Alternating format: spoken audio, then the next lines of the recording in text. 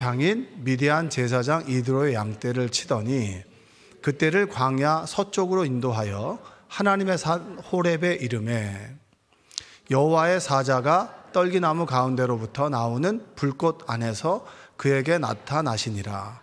그가 보니 딸기나무에 불이 붙었으나 그 떨기나무가 사라지지 아니하는지라.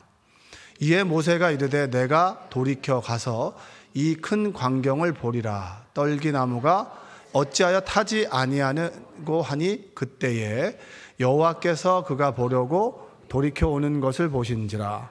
하나님이 떨기나무 가운데서 그를 불러 이르시되 모세야 모세야 하시매 그가 이르되 내가 여기 있나이다. 하나님이 이르시되 이리로 가까이 오지 말라. 내가 선 곳은 거룩한 땅이니 내 발에서 신을 벗으라. 아멘. 오늘은 우리 호주에서 열심히 사역하고 계시는 우리 최인한 목사님 모시고 말씀을 좀 들으려고 합니다. 제목은 내 발에서 신을 벗으라. 귀한 제목으로 말씀 들려주실 텐데 오실 때 큰 박수로 환영하도록 하겠습니다.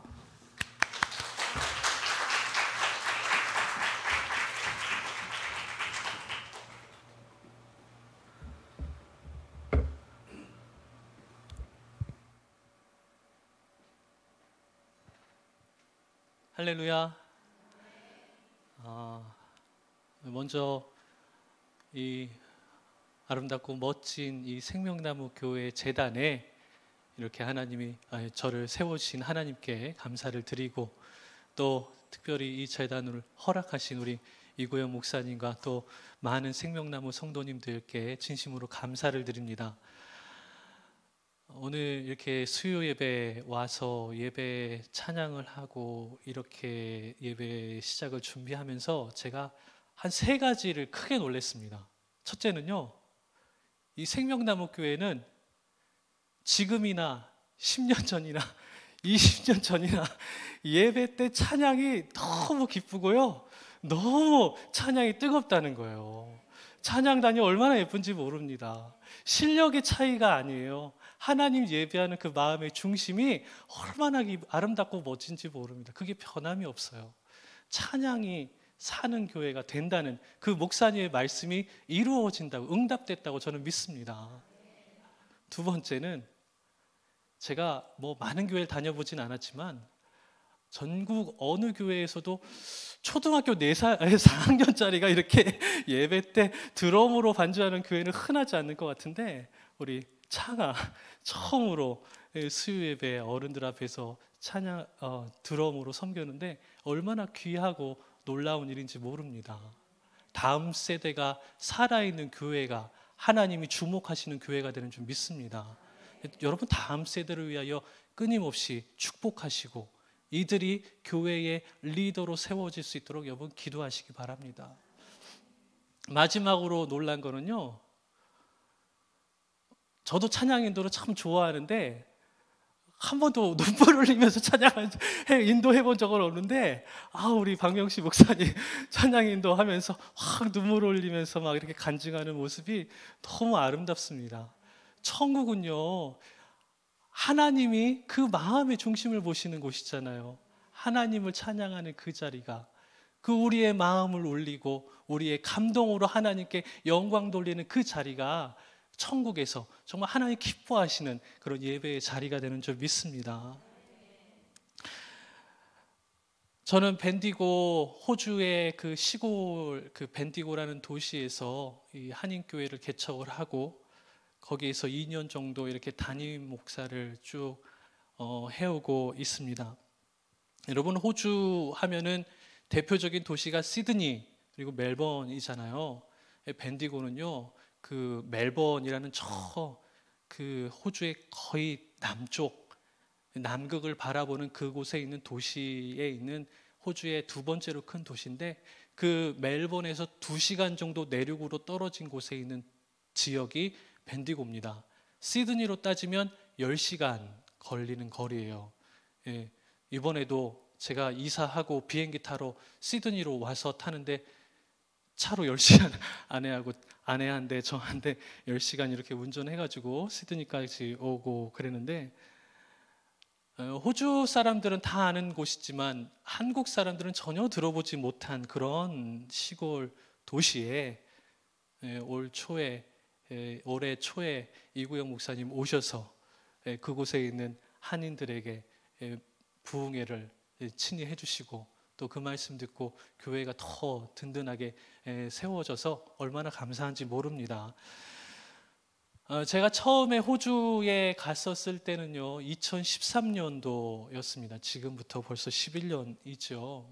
시드니에 처음에 도착해서 그곳에서 7년간 머물면서 거기에서 시드니 생명나무 교회로 사역을 했습니다. 개척교회고 기껏해야 두세 가정 이렇게 모여서 이렇게 조그만한 그런 목회로 이렇게 시드니에서 그렇게 시작을 했는데 2022년도부터 이제 벤디고에 가게 되었습니다. 벤디고로 가게 된 이유는 시드니에 있다 보니까 거기는 너무나 교회가 많았어요. 어디를 가든 교회가 있고 가정교회에서부터 많은 교회들이 있고 많은 사람들이 또 교회를요 여기저기 맛집 찾아다니듯 찾아다니는 교회가 풍년인 그런 도시가 시드니였어요. 저는 그냥 묵묵하게 하나님 주신 가정들 사랑하면서 매주 예배 드리려고 그렇게 노력을 했어요. 시간이 지날수록 점점 제 안에 이곳에서 그냥 이렇게 있는 것보다 무언가 하나님이 호주에 보내신 뜻이 있지 않을까라는 것을 묵상하면서 기도하던 찰나에 하나님이 다른 시각을 보게 하시는 거예요. 그게 뭐냐면 호주가 이 넓은 땅에 한인들이 저 시골에 듣지 못한 그런 도시에 모여서 살고 있는데 그들은 여전히 한국 교회를 찾고 한국의 어로 전하는 모국어로 듣는 그 말씀을 듣고 싶어하는 성도들이 있는데 교회가 없어서 그들이 예배를 드리지 못한다. 그런 이야기를 듣기 시작한 거죠. 그래서 이제 워킹 홀리데이라고 하는 그 청년들이 모여서 이렇게 일을 하는 그 지역에 가서 그들에게 이제 복음을 전하고 예배를 드려주고 그런 사역을 하다가 2022년도에 벤디고라는 도시에 그곳에 모여 있는 한인들의 이야기를 들었습니다. 오랫동안 자기가 20년, 30년 그 벤디고에 머무르는데 단 한 번도 교회가 세워지지 않았던 곳이라고 합니다. 여러 목사님들에게 제발 와서 예배 좀 드려달라고 하는데 아무도 찾지 않는 그곳에 하나님이 마음을 주셔서 그곳에 가서 거기에서 교회를 개척을 하고 이렇게 예배를 하고 있습니다. 저는 그동안 이제 그 호주에서 머물다가 한국에 목사 진급을 위해서 한 4번 정도 이렇게 왔는데요. 그때마다 호주에서의 삶이 그 상황이 녹록지가 않아서요. 목회만으로는 살아갈 수 없는 상황. 뭐 한국도 현실은 마찬가지죠. 열심히 청소 일을 부업으로 하면서 생계를 유지하면서 이제 목회를 하는 그런 삶을 살아왔는데 휴가를 오래 낼 수 있는 그런 입장이 안 됐습니다. 한 주를 살아가면서 그 한 주에 한 번씩 주세라 그러는데 렌트비를 내야 되는데 그 주세가 한국 돈으로 50만 원, 한 주에 50만 원씩 꼬박꼬박 렌트비를 내야 됐어요. 근데 그 돈을 벌지 않으면 그것 때문에 이제 재정이 마이너스가 되고 코너에 밀리는 상황이 되었던 거죠. 단 한 번도 일주일 이상 그 이상의 휴가를 얻어본 적이 없습니다. 그렇게 이제 짧게 4차례 이렇게 한국에 머무르다가 그래서 한국에 와도 쉬지도 못하고 여행하는 거 생각지도 못하고 월요일 날 왔다가 주일 예배 드리고 그날 저녁에 출발하던가 뭐 이렇게 돌아가는 그런 일정을 가졌었죠. 그런데 이번에는 한국에 이렇게 오게 되었을 때는 호주에 이제 머물기 위해서는 합법적으로 머물기 위해서는 비자라는 것을 발급을 받아야 되는데 기존에 제가 가지고 있었던 그 비자가 이제 다 끝이 났습니다. 그 모든 기간이 끝나서 이제 새로운 비자를 신청을 해야 되는데 그러려면 반드시 본국에 돌아갔다가 거기서 비자 신청을 하고 그리고 승인이 난 이후에 호주로 들어오게 되는 그런 과정으로 이제 제가 비자 신청을 하게 되었습니다. 그래서 이제 한국에 와서 이제 새로운 비자를 준비를 하고 신청을 하려고 하는 그런 단계에 있습니다. 대략적으로 비자가 승인이 나려면 한 2달에서 3달 정도의 시간이 걸린다고 합니다. 그래서 본의 아니게 또 2달과 3달의 그 시간 동안 또 한국에 머물게 되면서 이제는 좀 마음껏 또 한국에서 만날 분들도 많이 만나고 또 이렇게 다닐 곳도 다니고 그렇게 할 수 있는 그런 기회를 하나님이 주시지 않았나 이렇게 생각하고 이렇게 한국에서 지내고 있습니다. 제가 이제 호주로 갔을 때 그때 당시 저희 아이들 남자아이 2명이 있는데 큰애가 5살이었고요 둘째가 2살이었습니다. 그래서 이 아이들은요 한국에 대한 기억이 거의 없습니다. 큰애는 5살 때 유치원에 잠깐 가서 뭐 사진도 뭐 찍어 놓은 게 있고 그래가지고 그때 기억을 어렴풋이 하는데 둘째는요 한국에 대한 기억이 전혀 없습니다. 그냥 한국에 대해서 잘 몰라요. 근데 이제 한국말은 집에서 엄마 아빠가 한국말을 쓰니까 이제 한국말을 이제 아이들도 따라하게 되고 또 주정혜 권사님, 저희 장모님 되신 주정혜 권사님과 함께 이렇게 살면서 시간이 날 때마다 아이들 데려다 놓고 성경 읽어주시고 그리고 성구 받아쓰기 막 시키면서 한글 읽기와 쓰기를 가르쳐 주셨어요. 그래서 아이들은 지금은 둘 다 말하고 읽고 쓰는 데는 다 할 줄 아는데 지금 그 나이 또래만큼은 못하죠. 그래도 아이들이 이렇게 한국말을 하고 있지만 한국에 대한 경험과 기억은 거의 없습니다. 어느 날 둘째 아이가 학교 갔다 와서 그러는 거예요. 자기는 한국 사람이 아닌 것 같아. 자기는 호주가 내 나라인 것 같다. 그렇게 생각할 정도로 저한테 이제 그러는 거예요. 어디를 가도 이제 영어가 편하고 호주의 문화가 편하고 학교가 편하고 그러니까 한국 얘기를 하는 게 어느 순간부터 이제 점점 자기한테 받아들이기 어렵다는 거죠. 아이들이 아는 한국이라는 그 나라는 런닝맨이라는 그 예능 프로그램 그거 주말마다 이제 보면서 그때 보는 그 한국의 모습 아니면은 그 요즘 그 한국이 아주 전 세계적으로 핫한 나라잖아요. K-팝, K-드라마, K-무비 여러분들은 실감이 안 나실지 모르겠지만 실제 미국과 호주, 유럽과 같은 경우는요 정말 많은 사람들이 관심이 갖고 있고요. 어디서 한글 가르쳐 준다 하면 막 사람들이 백인들이 몰려와요. 그럴 정도로 관심이 많습니다. 그래서 외국인 유튜버들이 한국에 와가지고 막 촬영을 한 다음에 이렇게 가고 그런데 저희 아이들이 한국을 그걸 보고 배우게 된 거예요. 그러면서 이제 유튜버들이 얘기하는 그게 이제 한국의 전부인 거죠. 제가 이제 인천공항에 도착한 다음에 아이들에게 물어봤습니다. 야, 너희들 한국에 왔는데 어디를 제일 먼저 가보고 싶니? 그랬더니 애들이 얘기하는 게 편의점에 가고 싶다. 편의점, 컨비니언스 스토어라고. 외국 사람들은 이 편의점이 아주 기발한 거거든요. 편의점이 어디든지 다 있고요. 뭐 밤늦게까지 문을 안 닫고요. 심지어 24시간 운영하는 편의점들도 많이 있고 거기 가면 다 살 수 있으니까 이게 너무 신기한 거예요. 외국은 저녁 5시, 6시만 되고 해가 지면요 아무도 거리에 안 나옵니다. 샵들이 다 닫아요. 그런데 한국은 다 열려 있으니까 거기 가가지고 막 라면 먹는 영상 올리고 그게 너무 좋았는데 애들이 편의점에 가고 싶다. 그래서 편의점에 데려갔어요. 그랬더니 아이들이 쭉 한번 둘러보더니 별거 없네. 그러고 나가더라고요. 저는 이번에 한국에 오면서 한 가지 고민한 게 있습니다. 어떻게 하면 이 아이들에게 한국을 경험시켜 줄까? 우리가 한국인인데 한국에 살아보지 않았다고 한국을 모르고 그냥 이렇게 살아간다는 것이 얼마나 안타까운가.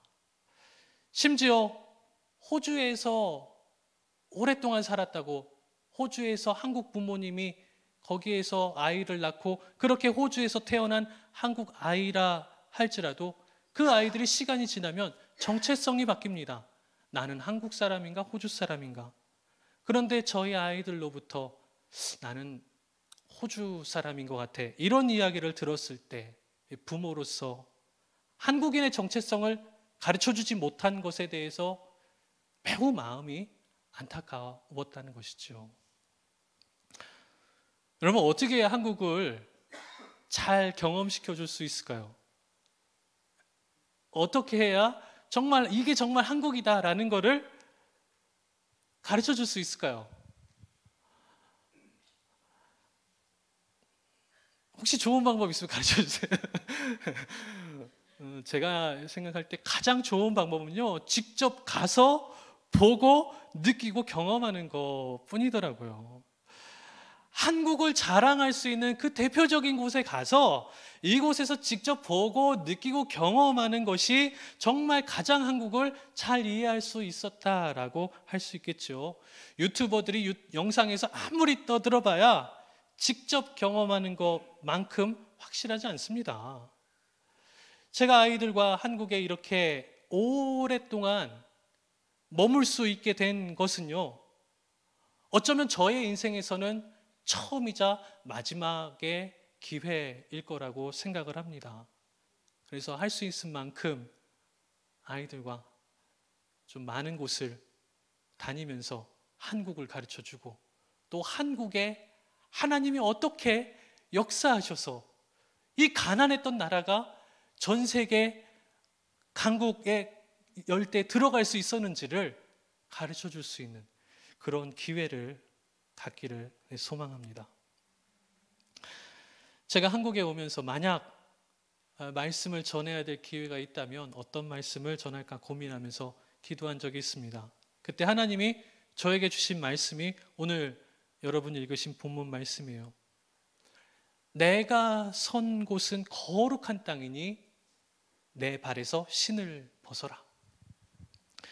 오늘 설교를 준비하면서 저는 천국에 대해서 생각해 봤습니다. 천국은 하나님이 계신 곳이고, 또 우리가 장래에 그곳에 살아가기로 약속되어진 곳이죠. 그러면 우리에게 얼마나 소중한 것이에요. 하나님은 이곳을 얼마나 귀하게 여기실까요?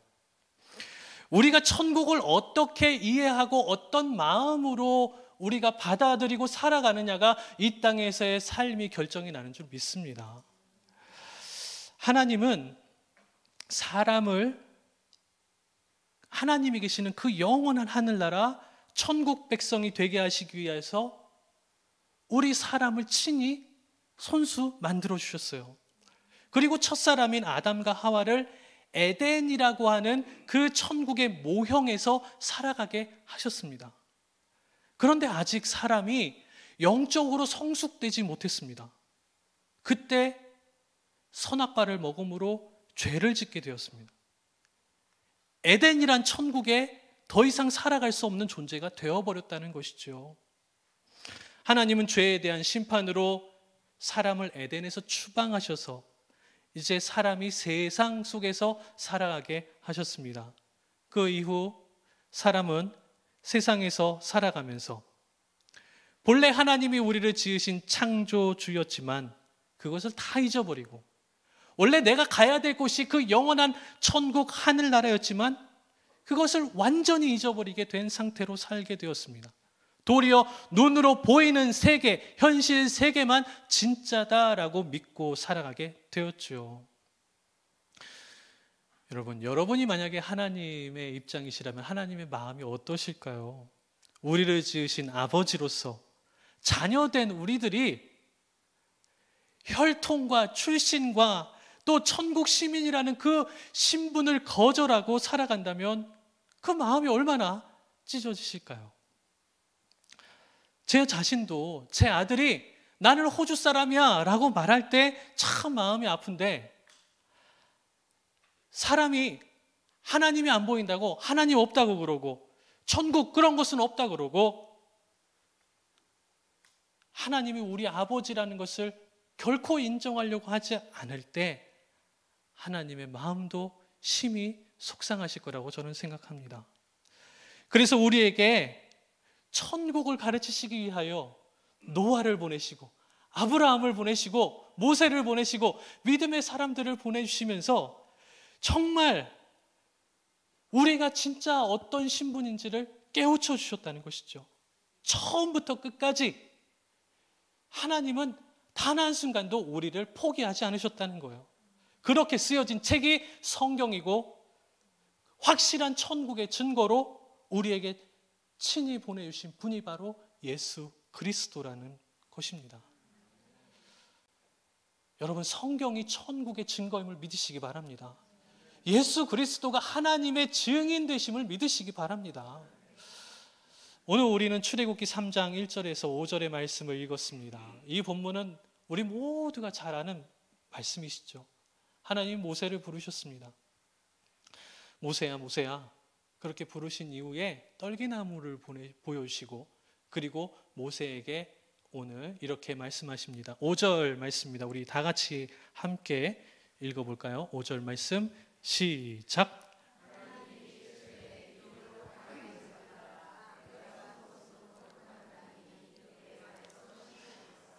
네, 하나님이 이르시되 모세에게 하십니다. 이곳에 가까이 오지 말라. 여기서 하나님은 이곳에 가까이 오지 말라 이렇게 말씀을 하셔요. 이 말씀이 마치 모세에게 야, 너 이곳에 오지 마 이렇게 모세를 배척하는 것처럼 보이지만 그 문맥의 의미를 가만히 살펴보면요, 쉽게 표현하면 이겁니다. 야, 모세 너 잠깐 거기 있어. 여기는 깨끗한 곳이야. 거룩한 곳이니까 너 네 발에 신을 벗고 깨끗하게 하고 들어오라. 이 말씀을 하신다는 것이죠. 마치 우리가 깨끗하게 청소된 집에 신발을 신은 채 막 들어가려고 하는 순간 어머니가 야, 신발 벗어 하는 거랑 마찬가지의 상황이라는 것이죠. 거룩한 곳에 들어가기 위하여 먼저 준비되어야 될 것이 있다는 것을 오늘 하나님이 말씀하고 계신다는 것이었어요. 하나님은 모세에게 새로운 인생으로 살아갈 수 있도록 모세를 부르셨습니다. 모세는 어떤 인물이죠?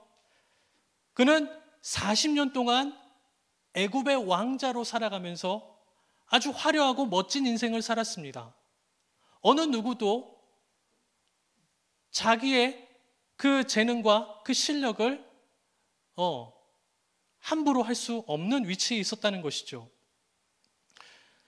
어느 날 애굽의 관리를 죽이고 왕에게 쫓기며 이제는 그 왕자의 신분을 벗어버리고 살인을 한 도망자의 신세가 되어서 광야로 들어가게 됩니다. 그리고 그 광야에서 40년 동안 도망자의 신세로 살아가게 되는 것이죠. 오늘 모세는 80이 된 할아버지의 나이가 되었습니다. 여러분, 도망자의 삶을 40년 살고 80 정도에 되면 앞으로 미래에 대해서 어떤 의미를 가질 수 있을까요? 내 인생은 정말 더 잘 될 거야. 소망이 있을까요? 이전에 자기의 모든 것을 포기하는 그 삶이 되었을 때 하나님이 모세를 부르시는 거죠. 모세야 일로 와봐. 그리고 말씀하십니다. 너가 이전에 경험하지 못한 하나님의 영역 안에서 나와 함께 살아가는 이 천국의 삶이 있다라는 것을 오늘 모세를 부르셔서 가르쳐 주신다는 것이었어요. 내가 서 있는 곳은 거룩한 곳이니 내 발에서 신을 벗어라. 오늘 이 말씀이 저와 여러분에게도 동일하게 이루어지는 역사가 있길 주님의 이름으로 축원합니다. 여러분, 천국은 어떤 곳이죠? 오늘 말씀과 같이 하나님이 우리를 불러주시는 곳이 천국이에요. 천국은 사람이 가고 싶다고 갈 수 있는 곳이 아닙니다. 오직 하나님이 우리의 이름을 친히 자신의 생명책에 기록하시면서 허락받은 사람만 들어갈 수 있는 곳이 천국이라는 거예요. 제가 지금 호주에 너무 가고 싶습니다. 제가 살았던 곳이고 거기엔 여전히 저의 교회가 있고 살아가는 성도들이 있어요. 그런데 비자 승인이 나지 않으면 절대로 갈 수가 없습니다. 만약 제 마음대로 비행기 타고 가게 되면요, 시드니 공항에 도착하자마자 다시 비행기에서 내리지도 못하고 추방당하게 되어 있습니다. 불러주지 않으면 갈 수 없는 곳, 그곳이 바로 천국입니다. 하나님이 들에서 양을 치던 모세에게 찾아가셔서 그의 이름을 부르십니다. 모세야, 모세야. 그에게 하나님과 함께하는 새로운 삶으로 인도하시기 위하여 그의 이름을 부르셨습니다. 마찬가지로 하나님은 오늘 여러분의 이름을 부르고 계십니다. 이 일을 위하여 하나님이 지금까지 얼마나 애타게 기다리고 계시는지 모릅니다. 우리도 하나님이 계시는 그곳, 우리가 가야 할 그 본향이 천국이라는 것을 여러분 잊지 마시고, 그게 나의 평생의 소원이 되기를 주님의 이름으로 축원합니다. 두 번째로, 천국은요, 거룩한 곳이에요. 거룩. 우리는 거룩에 대해서 너무 익숙하게 사용하죠. 그런데 세상에서는 전혀 쓰지 않는 말입니다. 저희 교회에 가끔씩 이제 워킹 홀리데이로 잠깐 예배드렸다 떠나는 그런 청년들이 있습니다. 이들 중에는요, 평생 교회 한번 안 나가본 친구들이 많이 있어요. 그들에게 이제 성경 공부를 이렇게 가르치기 위해 모여가지고 성경 공부를 쫙 하는데, 하나님의 거룩하심을 설명하기 위해 거룩을 이렇게 말하는데 한 번도 그런 단어를 들어본 적이 없다는 친구들도 있습니다. 저는 쉽게 그 거룩을 이렇게 표현합니다. 거룩은 구별된 것이다. 섞이지 않은 것이다. 우리는 물을 마실 때 마시는 물을 설거지를 하고 남은 그 물과 섞어서 그거를 맛있다고 마시지 않습니다. 우리는 옷을 새로 사고 그것을 세탁기에 들어가 있는 땀내 나는 그 옷과 섞어가지고 옷장에 개서 넣어놓지 않습니다. 섞는 것 자체가 오염되는 것이고요, 변질되는 것이고 더러워지는 것이잖아요. 특히 거룩은요, 그 하나님의 거룩은요, 하나님 고유의 특성이에요. 하나님 외에 선한 분이 없습니다. 하나님 외에 완전한 것은 없습니다. 하나님 외에 다른 신은 없습니다. 이렇게 말할 때 세상과 완전히 구별되어지는 하나님의 고유의 특성이 바로 거룩이라는 것이에요. 그래서 세상에 속한 우리는요, 본질적으로 하나님과 섞일 수 없는 그런 사람들입니다. 그래서 하나님이 말씀하세요. 너희가 거룩해지지 않고서는 이곳에 나와 함께 있을 수가 없다는 거예요. 그 하나님의 바운더리 안으로 우리는 결코 들어갈 수 없는 게 하나님과 우리 사이의 거리였어요. 만약 누군가가 억지로 그 바운더리 안으로 밀어 넣으려고 한다면 하나님은 하나님 자신의 거룩함 때문에 우리의 죄인된 우리를 심판하시고 죽일 수밖에 없다고 경고하시고 계십니다. 그래서 하나님은요, 우리가 스스로 거룩함을 가질 수 없다는 걸 아시기 때문에 그의 아들을 보내주셔서 십자가의 보혈로 우리를 깨끗하게 씻어주셨다는 거예요. 이걸 믿는 사람에게 구원을 약속하셨다는 거예요. 우리는 예수의 이름으로 우리가 거룩하게 됨을 믿으시기 바랍니다. 여러분, 예수 이름 외에는 우리 죄를 씻을 방법이 없습니다. 이것은 하나님이 우리를 용서하시기 위하여 특별히 천국 백성으로 살아가려고 다시 우리를 부르시기 위하여 친히 우리에게 사랑을 베풀으신 걸 믿으시기 바랍니다. 천국은 거룩한 곳이에요. 그곳은 우리 세상에서 살아가는 그 어떤 것보다도 비교할 수 없는 가장 아름답고 완전한 곳입니다. 그곳이 여러분의 소망이 되시기 바랍니다. 마지막으로 천국은요, 신발을 벗어야만 들어갈 수 있는 곳이에요. 오늘 말씀에 등장하는 호렙산이라고 나오는데, 이거는 이제 이집트와 이스라엘 사이 시나이 반도, 그 반도에 있는 큰 돌산 중에 하나입니다. 이 돌산은요, 광야 성지순례 가보신 분들은 알겠지만 돌산은요, 맨발로 걸어 다니기는 매우 험한 곳입니다. 발이 금방 상하고 찢어지고 다칩니다. 그런데 하나님은요, 그 돌산에서 모세에게 신발을 벗으라는 거예요. 맨발로 서 있으라는 거예요. 이게 과연 거룩과 뭔 상관이냐는 것이죠. 성서학자들은 이렇게 말합니다. 고대 문명 그 문화 속에서는 신발을 벗는 행위가 종이나 노예가 주인을 새로 이렇게 만날 때 그 주인 앞에 계약을 맺을 때 행하는 행위였다라고, 계약을 맺을 때 신을 벗었다라고 이렇게 설명을 합니다. 그래서 하나님은 모세에게 이제는 넌 나의 종이 되어라 라는 의미로 신을 벗어라고 말씀하셨다라고 그렇게 주장하는 사람들도 있어요. 저는 이 이야기를 주목하면서 왜 종들이 주인을 섬길 때 그 의식으로 신발을 벗어야만 했을까라는 것에 묵상을 해봤습니다. 신발이 뭐길래 왜 주인 앞에서 벗어야만 하는 걸까요? 그런데 그 신발은요,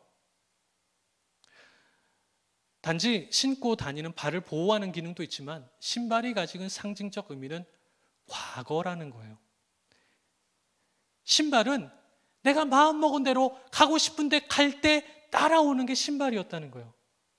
신발이 이렇게 벗겨진 상태에서는요, 아무리 신발에게 명령을 해도 갈 수가 없어요. 의지가 있어서 어디를 가고 할 수가 없습니다. 신발은 미래가 없는 거예요. 내가 가고 싶은데 가만히 놔두면 영원히 저 자리에 있을 수밖에 없는 게 신발이었다는 거예요.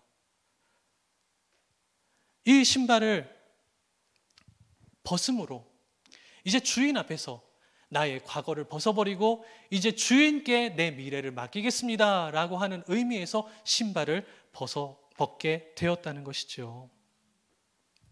모세는 애굽의 왕자로 살았던 그 40년의 시간 동안 항상 자신이 옳다고 여겼습니다.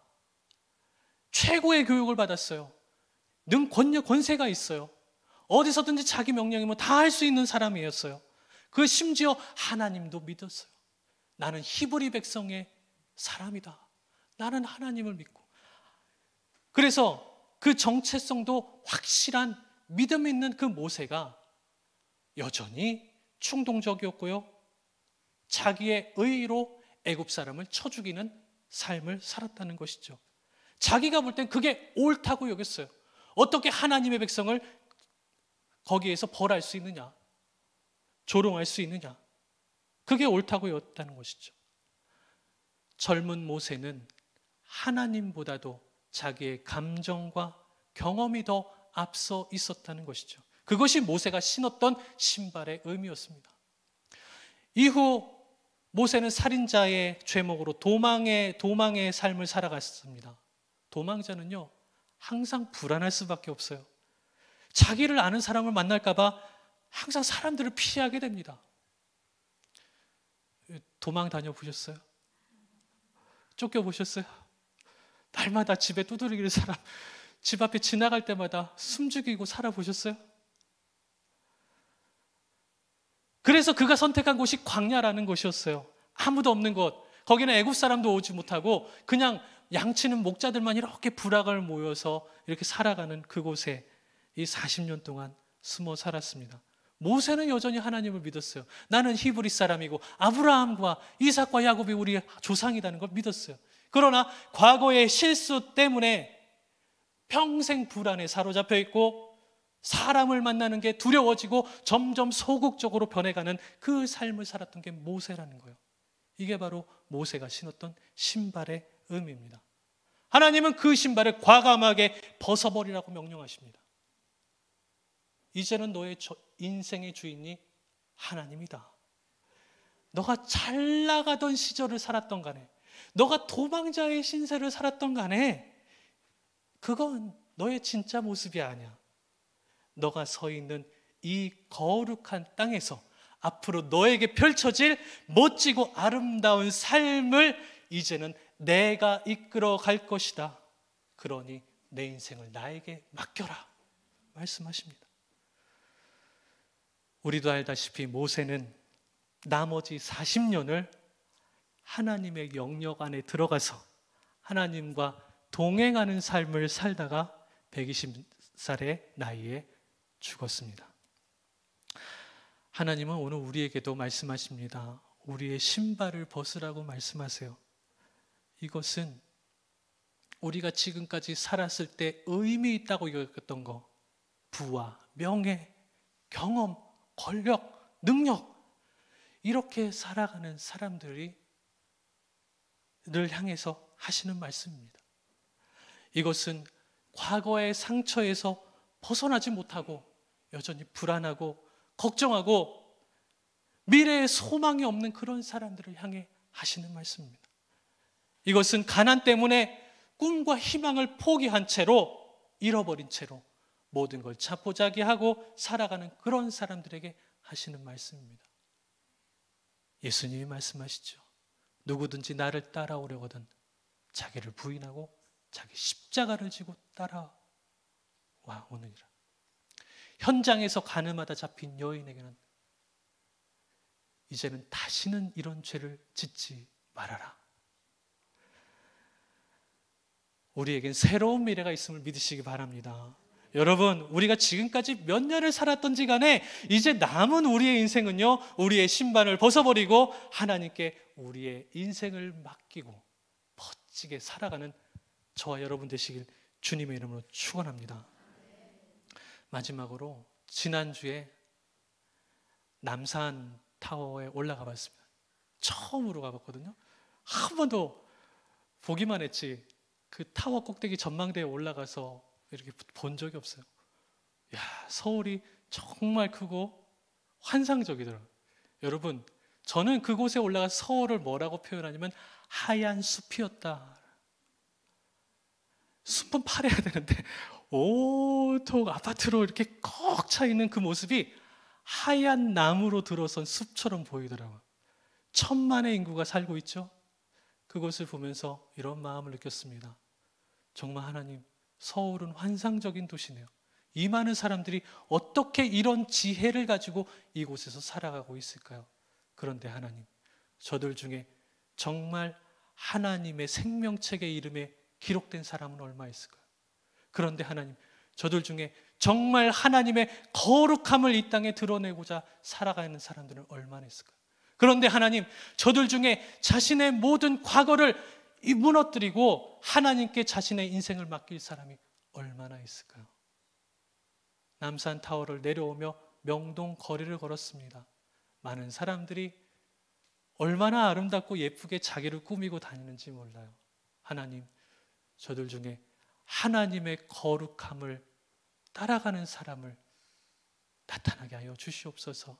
찾게 하여 주시옵소서. 이 땅이 정말 하나님의 나라로, 하나님의 영역으로 가두어지는 그 나라가 되게 하여 주시옵소서.